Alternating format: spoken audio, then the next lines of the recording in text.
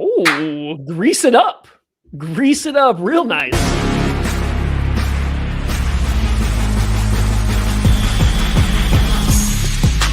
We have the quarterback of the Kansas State Wildcats, Big 12 champion Will Howard.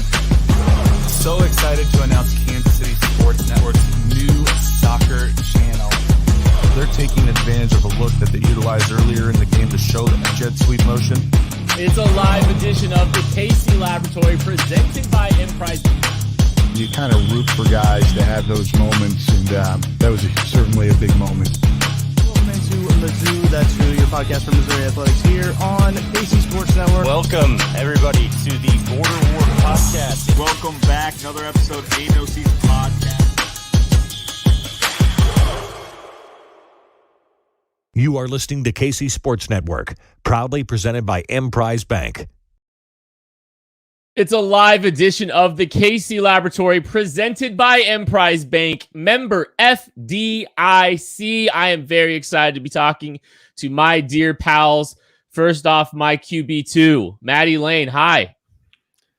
Hello. What? Who's starting? Craig. Oh, okay. Okay. That's acceptable. Okay. No, Oh. okay. No, now we're good. We're greased up and ready to go, Craig. Good. I'm glad we're greased up and ready to go. Greased up real nice. Kent, my friend, we have gotten through 2 weeks of preseason football. Like it's basically here. Like starters are probably not going to play week 3. We're probably not seeing Patrick Mahomes and company until week 1. Like are you already gaining that separation anxiety from the best player in the universe? Yeah, I'm struggling. I'm coping right now. It's always weird. Like the preseason games are always kind of, it's just, the schedule throws you for a loop because the start of training camp feels like football's back.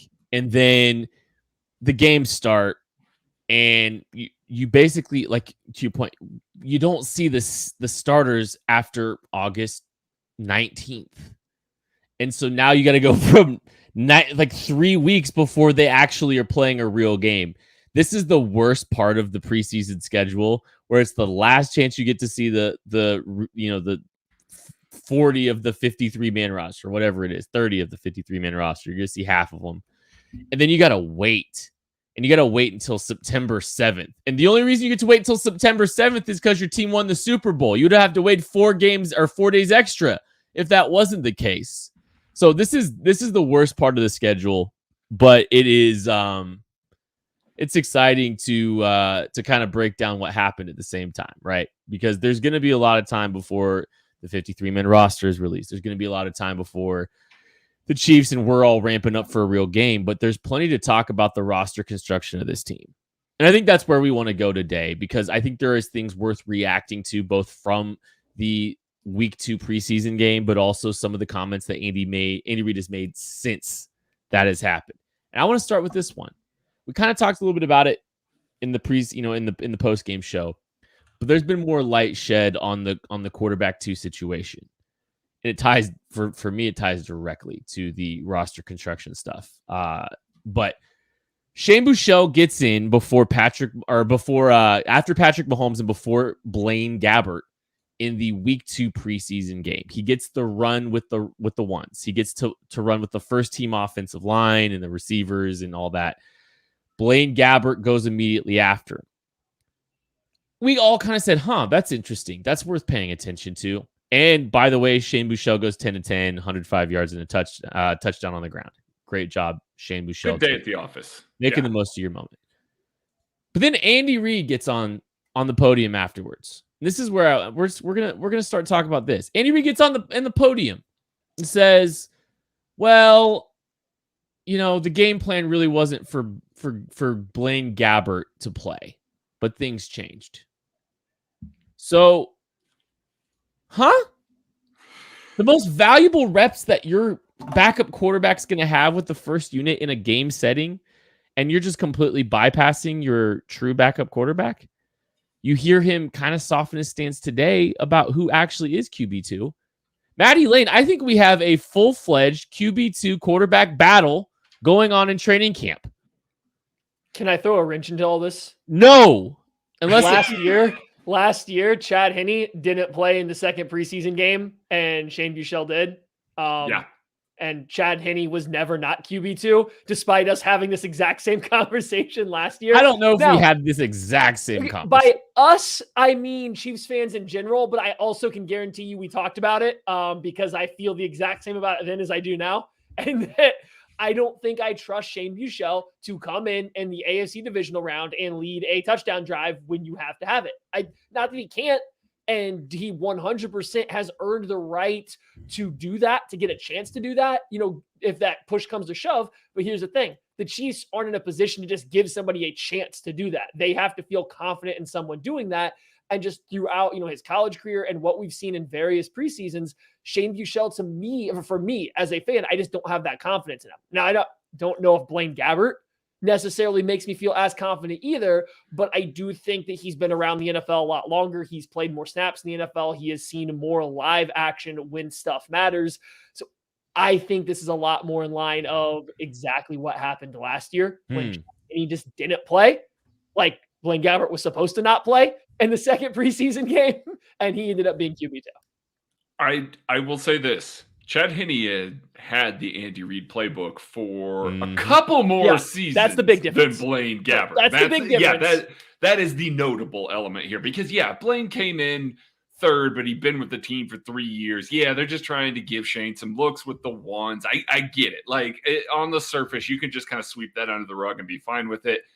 Blaine kind of needs these reps as well. Like he needs those reps with the ones. Chad got those reps with the ones throughout several preseasons there. It's just very notable. And I don't know what could have changed in Andy Reid's mind. Maybe going 10 for 10 and looking as good as you do for Shane Buechele, he just turns to Blaine and he goes, "Hey, guess what? Strap up, buddy. Like you're going in. We're pulling the kid out. We're good." Who knows what that actually means? But it does raise enough questions about, are the Chiefs going to keep 3 quarterbacks or are they going to keep 2? And when it comes down to roster construction time, which we are in right now, that makes a massive difference in the 53-man roster. Well, what if it's this? Mind games. They don't want Shane to put more tape out there to get poached off their practice squads. They had to send Gabbert in to eat up snaps and film. Could be. Why is Shane Buechele practicing with the 2s today then? Explain that to me. I think this isn't just simply something like this where Gabbert's with the 1s. I don't think that was the case according to those that were there. But no, I'm looking very hard into this differently than what we saw with Chad Henne. I'm sorry. Because he gets out there and this Blaine, Craig, you're dead on. Blaine Gabbert has not been in Kansas City for more than 4 months. These are valuable opportunities for him to get live bullets against a different opponent in this kind of setting. I don't understand why you would waste a golden opportunity for that to happen if you weren't intentional about the other guy pushing him to be your quarterback too. And then to follow up the rotation with practice today with the 2s. Something doesn't check out to me as far as I'm not ready to dismiss this. I'm not ready to diminish what is happening in front of us. And I mean, he played well. Blaine Gabbert leading the NFL in preseason touchdowns? Is that what we're not missing, Kent? I think Rashee Rice is great, Maddie. That's what that tells me. Rashee Rice is a terrific football player. If you take away the first 2 throws of Shane Buechele's preseason, he's been awesome.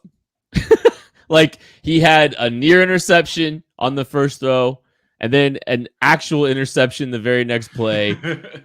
And since then he's been going out and balling out. He played outstanding against the Arizona Cardinals. Granted, it's the Arizona Cardinals, a bad football team that the Chiefs have bopped previously. But I'm not ready to dismiss all of this. I don't think it's something you should dismiss. So what do you think?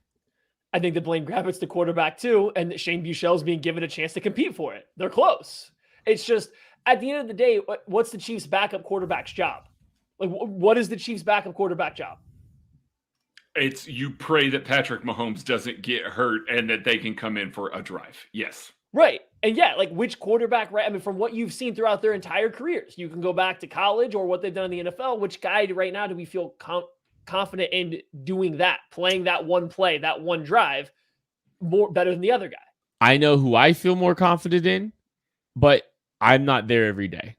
And I haven't. Sure. I'm not the guy trying to maintain and ensure that Shane Buechele's on my roster for the last 2 seasons. And so, I mean, it's fact. They've kept a third quarterback when they historically haven't kept a third quarterback for the last 20 months. They didn't do this prior, and now all of a sudden they are. And so my antennas are up for this. I kind of feel like Shane Buechele has a very real chance of being quarterback too. And it poses the question, and I think it's the rest of the roster construction. If they love Shane Buechele as much as it seems like they do, and they maybe are moving on from Blaine Gabbert. Maybe they're keeping 2. Maybe this is some of the roster construction stuff. They're actually keeping 2. I think it's in the realm of possibility, and there's a chance it's not the 2 that we were thinking about literally 3 weeks ago. Maybe they are going to keep Shane Buechele to be the backup to Patrick Mahomes, as they seemed intent on doing the last 2 seasons. Like, we can't ignore the track record with this team and this kid, and he played well. He's played well this preseason. Like, I'm wondering if they're not keeping 2, Maddie.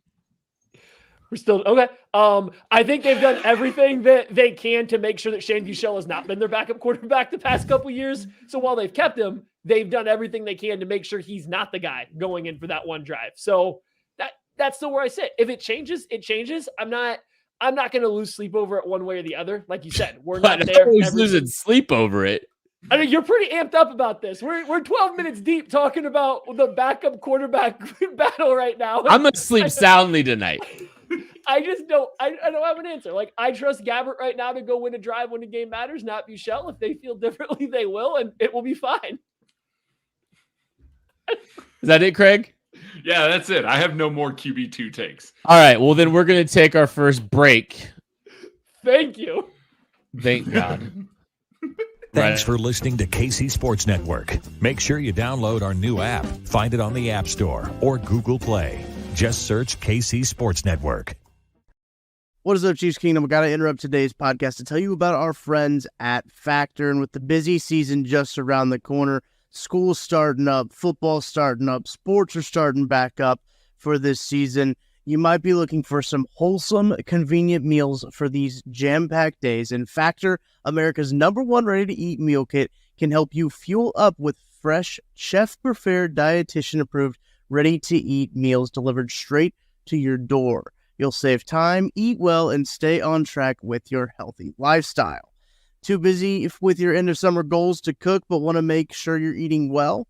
With Factor, skip the extra trip to the grocery store and the chopping and the prepping and the cleaning up, while still getting the flavor and the nutritional quality that you need. Factor's fresh, never frozen meals are ready in just 2 minutes, so all you have to do is heat and enjoy to get back to crushing your goals. Refresh your healthy habits without missing a beat. You can choose from 34 weekly flavor-packed dietitian-approved meals ready to eat in just 2 minutes. And then you can level up as well with their Gourmet Plus options prepared to perfection by chefs ready to eat in record time. Treat yourself to upscale meals with premium ingredients like broccolini, leeks, truffle butter, and asparagus. I put in an order with Factor. I got a chef's choice, so I'm excited to see what they send me there with Factor. So here's what you got to do. You got to head to factormeals.com/KCSN50 and use code KCSN50 to get 50% off. That's code KCSN50 at factormeals.com/KCSN50 to get 50% off. Now let's get back to the show. There's so many fascinating roster construction questions starting to be formulated. This is going back to QB2. I'm out of here. It is. Maybe they keep 2. Maybe they don't. I'm starting to wonder if they do. And it might be to accommodate some of the other conversations that we might have. Like, I want to talk about wide receiver at some point. Craig, I know you really want to talk about the DB rotations and what's kind of shaping up there. So let's start there and just let's have that conversation. Let's move to defense. Sure. Yeah. No, the DB room was fascinating on Saturday night. Shamari Connor coming in with the nickel group there, moving into the slot. It's not necessarily something that we're looking at and going, oh, wow, Shamari Connor's running with the ones. It's L'Jarius Sneed's spot. But the most interesting part of that is Trent McDuffie has been largely playing in the slot since about the middle of last year. They had some games where they followed some guys around, but by and large, Trent McDuffie was in the slot. Trent McDuffie, a good tackler. They're going up against a run-heavy team in Arizona that they're not scared of having to, defend deep. Minimal game planning. Trent McDuffie all of a sudden isn't in the slot anymore. They move Shamari Connor in there. Does that tell us that maybe they don't view Trent McDuffie in the slot? They tried him out there in preseason week 1. They move him outside in preseason week 2. You see Joshua Williams then come in and supplant Jalen Watson. Jalen Watson running with the twos deep into the first half there. There were a lot of things that were shifted in this DB room in preseason week 2, enough to make me wonder if this is a little more unsettled than we think it is. Like, we knew that there was one of those spots that was going to be a competition, this Joshua Williams, Jalen Watson role, which is still the case here because L'Jarius Sneed comes back. He's going to slot in with the ones. Trent McDuffie's going to run with the ones as well. Is Shamari Connor now all of a sudden going to be a dime safety, which he was at the end of the second half? Is all of a sudden Jalen Watson, is he on the outside looking in with Joshua Williams coming up to the forefront here? There are a lot of good young DBs on this team that are going to play in a rotation here. And going into preseason week 2, I thought it was pretty well settled who was where and why. Now, all of a sudden, with Connor playing in the slot and then moving to deep safety with the twos there, kind of supplanting Deion Bush, not being the guy there, and then getting some of those first team special teams reps as well, it makes me wonder if all of a sudden we are seeing a little bit of a shakeup in preseason week 2 to see if they can get by without maybe keeping one of these veteran DBs that they do have on the roster. Yeah, it's kind of hard to figure out, I think, what the Chiefs are doing in the secondary. Steve Spagnuolo, Dave Merritt weren't shy about it. They had been a little displeased with, I think, just some of the progress that secondary had taken. Specifically, I think those second-year corners. And I don't think it was directed at Trent McDuffie, but I mean, for all we know, it could have been a little bit. Just it seemed like they just felt like they hadn't quite got the steps that they wanted out of all parties involved. And I think it's pretty easy to draw a direct line from Watson not playing like at all with the first team to them saying, and maybe they were talking about him. And then Joshua Williams is a guy that, has also not won the starting job. Like if he's starting, that directly according to the defensive coaches, it's just kind of by default, not because he went and took that job away, at least as of last week, before this game, but he's out there. He's a guy that's still learning to play the position a little bit. He's still putting it all together. So it's just, they're kind of in a weird spot with the defensive back room altogether. And then, like, to Craig's point, this is the thing that took, I think, all of us by surprise a little bit. Shamari Connor going into the slot with the first team. Now, granted, the majority of the time he was just rushing from there. So, right, like, he was just kind of being sent on a blitz, full send, baby. which is, I mean, if you're going to do it, that's probably the best way to go. I don't know about getting him matched up with slot wide receivers or any wide receivers the way the Chiefs use their slot corners. That sounds like a scary proposition, but they at least tried it. So is this going to be the return of, the Chiefs' heavier nickel package, their Buffalo package? Are they going to have that, card in their back pocket so Trent McDuffie can stay outside in the nickel? L'Jarius Sneed plays across from him in the nickel. Maybe it had nothing to do with Trent McDuffie not being in the slot and just the fact that they didn't have Sneed and they wanted to try keeping two outside corners, getting bigger in the nickel versus a kind of run heavy-ish offense in the Arizona Cardinals. We'll see what this all means. As of right now, I'm taking it in stride as we might get a little bit of a return of that heavier nickel package, that Buffalo package for the Chiefs. And Shamari Connor seems to have a leg up on even Mike Edwards, which I do find a little bit surprising, even though he's clearly the third safety, but he is not the Buffalo defensive back. Yeah. Do you think maybe it's context clues for, like, if we go down that rabbit hole, it could be context clues for, hey, look, Drew Tranquill is going to be the dime linebacker, but Nick Bolton's not going to be on the field. We want to try to get a little bit better run support by beefing up with some safeties. You know, like just that could be the logic. I could see them utilizing this, you know, we're going to play with this. We're going to try to get Shamari on the field for some, you know, to play like a Buffalo nickel because we know our linebacker may not be as stout against the run that we're going to be playing. Like that seems like a logical progression you could take. And look, preseason, like there's not a lot of game planning, if any. Mm-hmm. There's, you know, you don't look too much into it, but to deny the fact that there are themes or elements or pieces that they are exploring within what the game is doing and what is happening within the game would not be a fair statement either.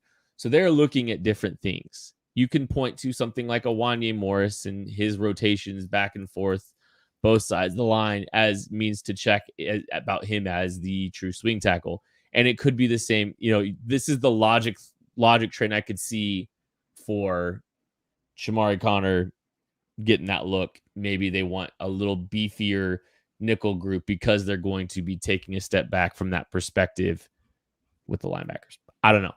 Anything? Oh, go, Craig.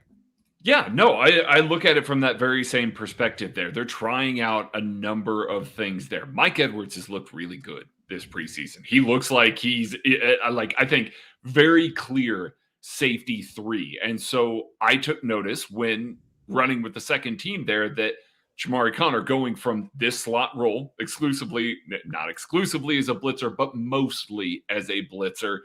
Now all of a sudden they sort in with the twos.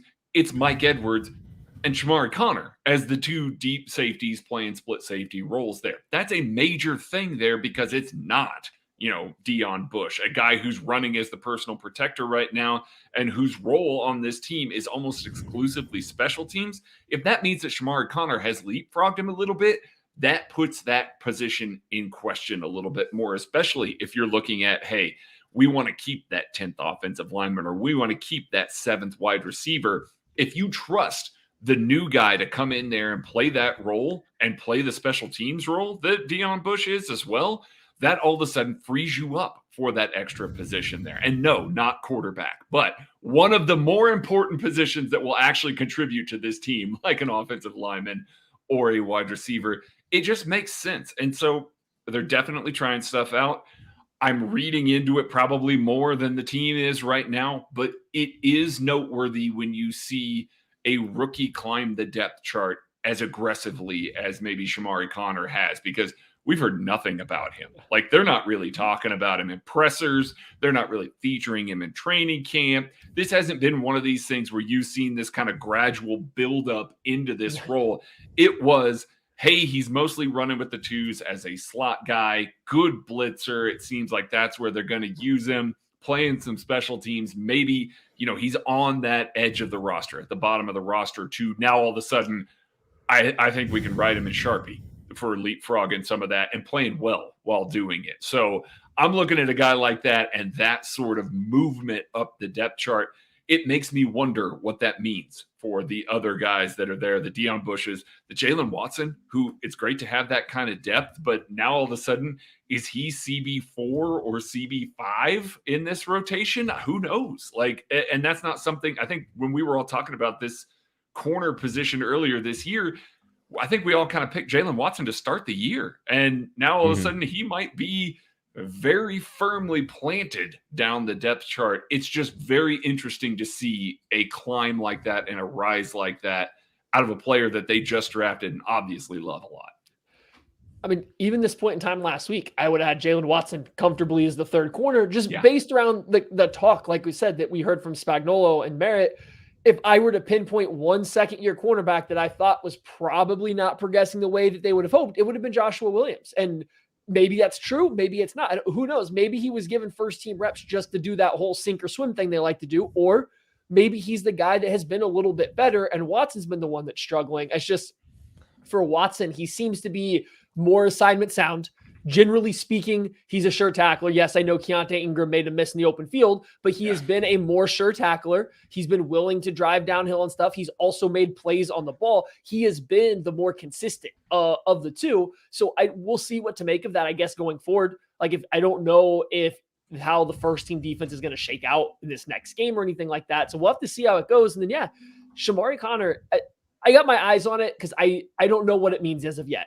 I am very hesitant if it's going to be something that gets significant reps in a game on how much that would be exposed, especially if we don't get Drew Tranquil as a linebacker out there with him. Like if it's a Nick Bolton, Willie Gay, or Nick Bolton, Leo Chanel linebacker group plus a Shamari Connor, that middle of the field there, it terrifies me in pass coverage. Like I don't trust that group of three in pass coverage right now. So we'll just kind of have to see what the situations are that call for it. Is it very specific? Is it a more broad use thing? But they put it out there. It's on tape. Guess who has to sit there and stare at that a lot leading up to Thursday night's week 1 game? The Detroit Lions have to sit there and figure out what in the heck is going on with this Shamari Connor fella playing out of the slot. I do think it's funny that lineup of Leo Chanel, Nick Bolton, and Shamari Connor on the field together. You're not going to have to cover for long because they're all coming. Like every single one of those guys is getting sent. So you don't have to cover for very long. Pass rush needs help from somewhere. Yeah. I just remember Steve Spagnuolo during the pre-draft or during the as he was on the call with Shamari Connor when he gets drafted. We're going to blitz you. Like he said that specifically. I don't know why anybody's surprised. Steve Spagnuolo is we're gonna blitz you. Like there might be a tendency already. I know there's not, but I do think they're gonna send Shamar, and he's good at it. He is good at it. So I don't think they've hidden their intentions very well because that's literally what was on the call with Steve Spagnuolo. We'll find out. I can't wait to see the defensive back rotation. We're going to take a break. We'll be back to talk about more after this. Thanks for listening to KC Sports Network. Make sure you download our new app. Find it on the App Store or Google Play. Just search KC Sports Network. What's good, everybody? It is Ben Heisler from Benny and the Bets here on KCSN. And if you are ready to go the distance and improve your golf game like I am in the process of doing, I want you to head on over to PXG right here in Kansas City and take the PXG Gen 6 Driver Challenge. They are confident in the Gen 6 that they're putting their money where their mouth is. If their Gen 6 driver does not deliver more distance, more carry and roll, higher dispersion compared to your current driver when you go in for a fitting, they got you covered with a $100 MasterCard reward card. That's it. Go in for a driver fitting, see if your driver is up to their driver, and if it is, you get a $100 MasterCard reward card in the process. This is an unbelievable opportunity to upgrade your game with a custom fit PXG fitting. I've had it at the Kansas City store with Alex. It was one of the great experiences I've had in a golf fitting, period. So take the PXG Gen 6 driver all throughout the month of August and get ready to hit those fairways with confidence. So visit your local Kansas City store or head on over to pxg.com for all the terms and conditions. PXG, nobody makes golf clubs the way we do, period. The defensive tackle position is obviously something that a lot of people are discussing, especially the Chris Jones stuff. Yeah, we'll see where we're at on Thursday. I'm not gonna say Swanson's gonna come out, but I'm over this whole saga. He's salty, y'all. I'm over it. I'm just over it. I'm over it. We'll see where we're at on Thursday. Don't cross me. I'll release the DMs. No. Please don't. Don't cross Maddie, I guess. But Keandre Coburn getting some run with the defensive tackles early. Danny Shelton playing well. I know we talked about this specifically with regard to Derek Nottie. The Chiefs have good problems up and down their roster. We'll talk about one of the other good problems coming up here. But it just feels like there are some roster crunches that are more competitive than I think anybody really anticipated them being 2 months ago, a month ago. One of them being defensive tackle, Danny Shelton inserting himself into the conversation, and Danny Shelton, Keandre Coburn kind of outplaying Derek Nottie to this point, Maddie. Yeah, I'm a little surprised that Keandre Coburn got first team reps over Danny Shelton. I think it was fine to give one of them reps. I think they experimented with 2 nose tackles on the field at once. They had Coburn and Derek Nottie together, and Coburn is the only nose tackle times with the first team. So they were trying stuff, and I have no issues with getting a rookie reps with the first team guy, seeing how he holds up for starters and stuff like that. But Danny Shelton has been good. He's been very good, especially versus the run. He's quick for a big man. He's got some quicks to him. There was a play where he backdoored an offensive guard trying to cut across from him, and then he almost chased it down. He actually ended up forcing the running back to run right into a linebacker. Like, Danny Shelton's been good this preseason. I'm surprised they haven't given him any looks with the first team to see if he is just a veteran that's dominating backups these first 2 weeks, or if he was a guy that was ready to really contribute, on an NFL team like he has in the past. So I think they're in a good spot. Coburn flashed a little bit. I also think his conditioning maybe isn't great. Anytime that he kind of has to run a little bit of a longer distance for a nose tackle, there's a severe slowdown and a slow walk back to get ready for the next play. But he's getting there. And you saw that his explosion and size and strength do fit pretty well at the NFL level. I think there's a little bit that still needs to be learned there. He got completely blindsided by a couple blocks where some guards were coming down, laid him out. It happened twice in the game, one of them late in the game, one of them with that first drive. So there's some stuff there to work on, but yeah, it's a good spot for him to be in. It's just, I want more Danny Shelton, and never thought we'd be here, but I want to see more Danny Shelton. I think he's been their best defensive tackle so far through 2 games in the preseason. I mean, I don't know that I could dispute that. Like, he's been that level of good. Like, he really has. And yeah, I would have never predicted that in the preseason there. And so, yeah, him maybe, not getting those first team reps. I'm sure we're going to see plenty of him in preseason week 3.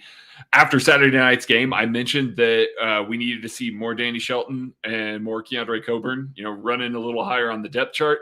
I just completely missed the Keandre Coburn ones live during the game there. I was charting, DBs there. So I missed that. It's good to see because I think he's a lock for the roster. I know they really like him. I know he's got a lot of growth to have. So I do think that the competition is really between Derek Nottie and a guy like,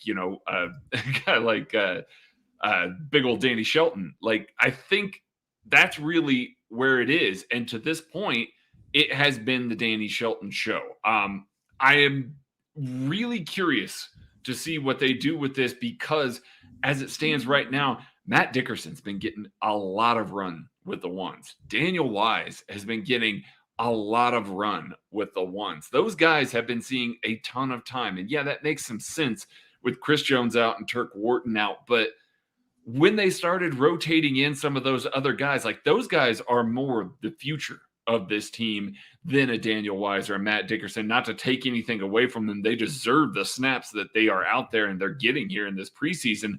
But if you're building the future, it's Coburn. It's maybe one of these other young guys. I don't know if that's Danny Shelton, but he's certainly showing that it deserves to be a guy like him. So I just have my eyes on that a lot. I know we're going to see some other guys here because Matt Dickerson has a turf toe injury. Maybe the Chiefs dabble around and pick up a Marquand McCall who just got cut by the Panthers today. Please do it, please, big bully.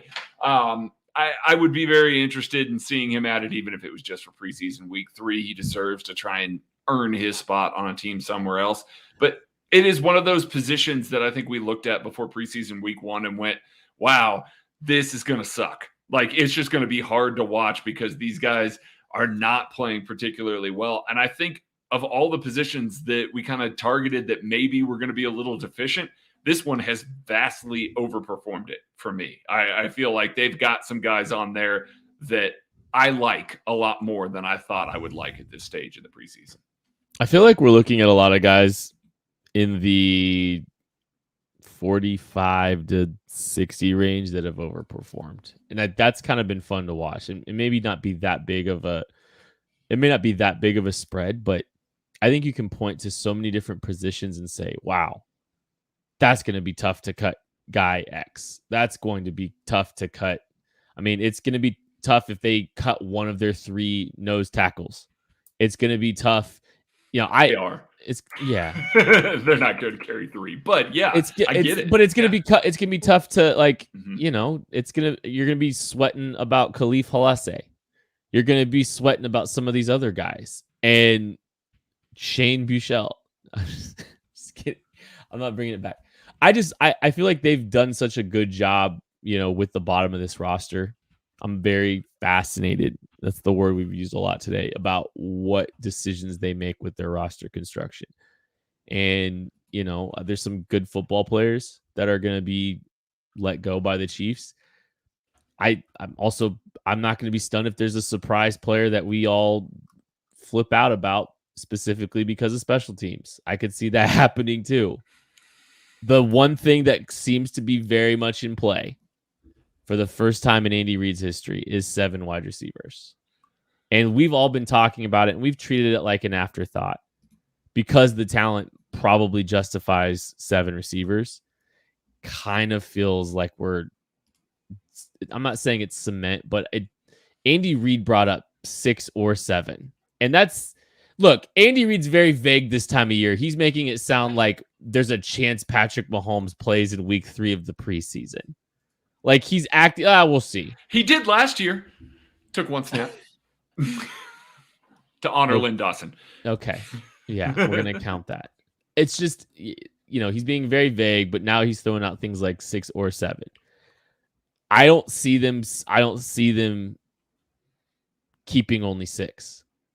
I genuinely, Justin Ross is a Sharpie. I think Richie James is a Sharpie. Now try to do the math. You're using the word Sharpie real loosely. I'm not. Okay. Who do you like? I don't see a world in which they're only keeping 6 receivers. I mean, there's a game to go. Someone gets hurt. Okay. Someone gets hurt, Yeah. I mean, like, okay. I think they most likely keep 7. I think that's very much a possibility. I feel very unconfident. I feel very confident that Sky Moore makes his team, that Rashee Rice makes his team, and MVS makes his team. I feel mostly confident that Kadarius Toney, Justin Ross, Richie James, and Justin Watson make this team. Like, I would be a little surprised to see any of them cut, but I'm not putting the guys that are clearly wide receiver 5, 6, or 7 and Sharpie at this point in time when we're talking about this, because Justin Ross, as much as we like him, you're saying you're putting him in Sharpie, he's also the 3rd outside only wide receiver that's just a vertical kind of guy, right? Like, you're really going to keep 3 of those guys for sure. Yes. That's Sharpie. Richie James he's a little bit different because they have found a way to use Sky Moore, Richie James, and Rashee Rice all with the first team. Like, they've all actually gotten reps with the first team. And he's the first team kick returner and punt returner. I feel a little better about him than Justin Ross at this point in time too. So, like, I don't know. It's a weird room. I think they keep 7. I'm going to push back a little bit on the Sharpie at this point in time. It's early, and 7's a lot of wide receivers. I agree. I don't disagree. It is. It's a ton of wide receivers. They've put go. You're fine, Craig. No, you go. You got stuff. I look at this group and I agree that like 7's a lot. And from looking at building a 53, I don't think it makes a ton of sense. I don't think Justin Ross as wide receiver 7 is necessarily a special teams player, which is typically what you see the bottom of your wide receiver group being.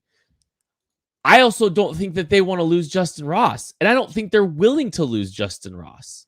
I don't think they're willing to move on from this kid, especially what he's shown in the preseason with some exceptional route running, albeit you're right, very defined, very, very packed group of players. But I think to keep the train rolling, to keep the roster building going for not just 23 but beyond, Justin Ross makes too much sense to add. And I mean, he's done a lot to prove that. I have a hard time seeing them moving on from him. And he's the reason that there's 7. You're right. If there's an injury, it's 6. But I think maybe not necessarily in the pecking order all the time at wide receiver. Will he be wide receiver 7? I could see him being an active guy a couple games and getting out snapping a Richie James potentially or somebody like that. Because I think, or a Justin Watson for special teams purposes. There's just that's down the road. I said, don't worry. Who's becoming inactive for him to be active? I don't know. They're going to inactivate their kick returner and punt returner and Richie James? It's not going to be Richie James. Richie James is a lock for the active roster. Who are they going to make inactive to get that 7th wide receiver, I think, on it? Now, I guess to start the year, you might be okay because Kadarius Toney is hurt. And hey, if we want to lob random names out there into the cut universe, there's a guy that I doubt. I mean, I don't think they would at all, but they're not going to do that. Here's a guy that can't even get on the field right now, right? You want 0 snaps in the first team unit. And if you want to blame some of this, if you want to blame some of this on the situation with Kadarius Toney, that's fine too. He's presenting extenuating circumstances too to this whole thing. So there is that as well. But Yeah, continue. I mean, Please cook. I look at this right now, and there's one guy that last week, yes, he ran with the first team. Justin Watson runs with the first team. He's making this roster. I am 90% sure that he is on the initial 53-man roster. Justin Watson was not running with the first team special teams unit. He was the second guy coming in there. And that's one of those things that we've always looked at, and we're just like, yeah, he's going to basically be four core. He's going to play as much as he can given his body type. Like, that's just going to be what it's going to be. So when you, as a vice for this team, which again, he's an exceptional blocker, played a lot of vice for this team last year. When you, as a vice for this team, go from the first team to the second team in favor of Joshua Williams, Shamari Connor, and Brian Cook, like, it's noteworthy to me. That at least is noteworthy to me. I don't believe for a second, though, because he does everything right. He's in the right spot at all times. Like, all of that stuff that Andy Reid loves and that Patrick Mahomes loves. It's not just Andy, that Patrick Mahomes loves, that Matt Nagy loves. He does all the little stuff. He's going to make this roster. But that was just one little tidbit of movement that happened this week that raised my eyebrows a little bit in that wide receiver room. Justin Ross at this point, I think, is just going to be a guy that's going to be on the roster. We'll see how much he contributes week to week. I do think that 7 guys are going to make it, and I think it's going to be the 7 that we are talking about consistently. But I think if there's anybody coming out of this week that I'm sharpieing, it's Richie James. And it's just Richie James for me, because taking over first team kick returner duty, on top of punt returner, on top of being pulled early with the first team despite an injury, I just look at that and I'm going, nah, Richie James is definitely on this roster. Despite no injury. Like, there was no reported injury for Richie James. Right? But I also, I don't know. I don't think there's a real injury, but like, the fact that he came off after so early compared to MVS and Sky Moore, who are clearly their top 2 guys, I wondered what to make of that. It's like, I feel like he must have gotten a little banged up. I still feel like that's the most reasonable thing there. Or he's just such clearly the top return man, they don't want to lose him. Because, I mean, their second punt returner was ISM, and like, yikes. So, I mean, I'm with you guys. They're going to keep, I think they're most likely keeping 7 wide receivers. It's just, if it's 6, Justin Ross is the one to go. So that's why I can't put him in Sharpie. I think that's what it is. Yeah. I don't disagree. I don't disagree. If Andy doesn't want to go in with 3 tight ends because he has no fullback and he wants to be able to run heavy personnel, no matter, despite Travis Kelce being tired after being the sole focus of the offense for a 95-yard drive, and he wants to stay heavy, or somebody gets hurt, and they don't trust their offensive tackle backups right now as they keep shifting them from side to side, and the backup offensive tackles don't look that great so far. Like, what are we going to do here? Like, are you going to cut down the offensive lineman? Who's going away to make sure that you have a 7? So I just 6 Blaine play. Gabbert. You only keeping 1 quarterback? Yeah, all of a sudden we're talking about a bigger roster crunch than just keeping 2 quarterbacks there. Let's talk about the game. Let's talk about the wide receivers in the game. Yeah. I just wonder, man. I'm just saying. I wonder if they try. I think they're going to try to find a way to accommodate 7. Sure. And I don't know where it comes from. I think they're exploring all options for that specifically. Are there any other positions, players that you want to talk about before we get out of here, Matthew? Yeah, I want to talk about the wide receivers in the game and not just kind of like what the roster, I guess, is going to look like on that. Because like I think it's notable. You're starting to get a little bit of an idea of how the Chiefs want to use these guys, right? And we start with the Justin Ross and MVS and Justin Watson. They're all kind of filling the same bucket. They're outside wide receivers that are mostly running vertical routes. Like, yes, Ross ran a great whip route, but it's still something you're kind of setting up more in a vertical plane. He's not crossing the whole field. It was an excellent route, but he's still an outside vertical wide receiver, like an MVS, like Justin Watson's been kind of used. None of those 3 guys are threatening with yak. None of those 3 guys are threatening on jet motion stuffs or to really come all the way across the field or run, routes out of the slot where they're getting 2-way goes. They're linear guys that are running outside along the boundary. So you have those guys kind of in one bucket. I think you see Richie James is clearly a kind of a slot-only guy. He's getting a lot of the McCole Hardman type routes, a lot of the McCole Hardman type usage, which is fine. That's a perfect thing for him. And I think you can sprinkle in more possession type routes over the middle of the field coming out of the slot for him. So he's got a very defined role. And then the big ones, Sky Moore and Rashee Rice, they're kind of doing a little bit of everything. they're both kind of getting that Juju Smith-Schuster role where they're spending some time in the slot. They're also going out wide. We've seen Rice especially run a few corner routes. We've seen him get outside on a fade, but then they're throwing him the RPO slants. They're having him run little hitches over the middle of the field, getting the ball in his hands. Those two guys are doing a little bit of everything. And I think for Rice, he's doing a lot more in preseason, like overall and usage than Sky Moore did last year. So like if you want to have a little bit of hope that you're going to have a rookie wide receiver that has at least a little bit of an impact, Rice is doing a lot of different stuff for this team right now with the first team, and they're getting plays designed specifically for him. And he's making plays not as the first read within the structure of the offense. I don't know, just something I have my eye on right now. Craig, we can't hear you. It's disappointing. Sorry about that. Yeah. No, Rashee Rice has just been kind of the everything guy for this offense. And yeah, I was going to bring up Sky Moore. We haven't seen much of him. They pulled him early. They're not focused on targeting him on some of these looks, on some of these roles. Except for the third down when the offense was struggling. Third down when they've got to have it, and he comes up with a really tough catch there. I'm walking away from this preseason saying Sky Moore's going to have a big year. Like, I really, truly believe that Sky Moore is going to have a big year. It's going to be a lot of underneath stuff. It's not going to be like big, super splash impact plays. I just really like what we've seen from him so far.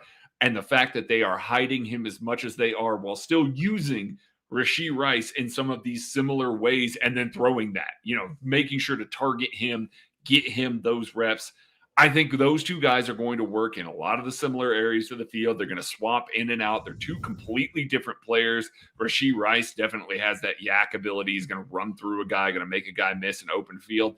Sky Moore is going to be your third down. He's going to be the guy that's going to find that space, going to come up with a big catch, not going to drop the ball. It's going to be really good. I think they can both be on the field together. But the fact that we haven't seen Sky be a focal part of this offense when we have, with some of the similar alignments, some of the similar roles with Rashee Rice, with, some of these other guys a little further down the depth chart, makes me believe that when the first team is out there, it's, hey, Patrick, make sure you don't target that guy. Let's feed the ball to this guy or this guy or this guy, unless it's a third down, and we got to keep the ball rolling so that we can get us some more reps. Then all of a sudden you're seeing a little more Travis Kelce, a little more Sky Moore in those situations. And I just think, I think it's lining up to be a big year for him. I agree. I also can't shake. I do think Sky Moore is going to have a great year. I can't shake how fun Rashee Rice looks with the ball in his hands. And I continue just to think like, man, he could have a real, I think he's going to buck the trend of your historical Andy Reid rookie wide receivers. I genuinely do.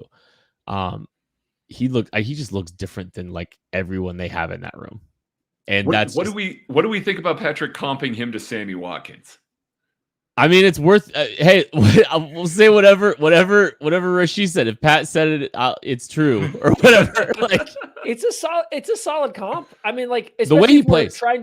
If we're trying to relate it to Andy Reid wide receivers, right, over the past few, even just going back to his Philly days, that's not a bad one to point out because they're both a little bit bigger, very physical guys, and they're running with the ball in their hand. They do all this different stuff. So yeah, I kind of get it. I think that at this point of his career compared to Chiefs Sammy Watkins, he's a little bit more agile. Maybe still not quite, he's explosive as all get out, but Sammy could still get going in the first couple steps, even with the Chiefs. So, but he's a little bit more agile than Sammy was with the Chiefs because that poor guy's body. I think Rashee looks more explosive than Sammy Watkins did in a Chiefs jersey. And that Jacksonville game is going to stick with me though. Yeah. Gosh, the last time he was healthy. Yeah. we spent a lot of time talking about like maybe a Juju type, right? And he's more explosive than Juju, no doubt. Oh, for sure. And he looks different with the ball in his hands. Like Juju was good with the ball in his hands, but like Rashee looks different. He looks different with just the the ball. Usage. The Juju usage is just where that easily connects. I've comfortably gone from worried about the wide receiver group to I'm excited to see how it shakes out because I think there's enough fun swings in there that it's going to get figured out, and a couple of these guys are going to be really fun. Where the cool thing about like this group is you're going to look next year and you say, well, they have Sky Moore and Rashee Rice back. That's a great starting point for this group. It's going to be like there's going to be a couple of guys I do genuinely believe after looking So through. you're admitting that Justin Ross won't be here. That's going to do it for the KC Laboratory. Thank you all so much. We appreciate you. Make sure you're checking everything else out on KC Sports Network this week. It's going to be a great week. We'll catch you later.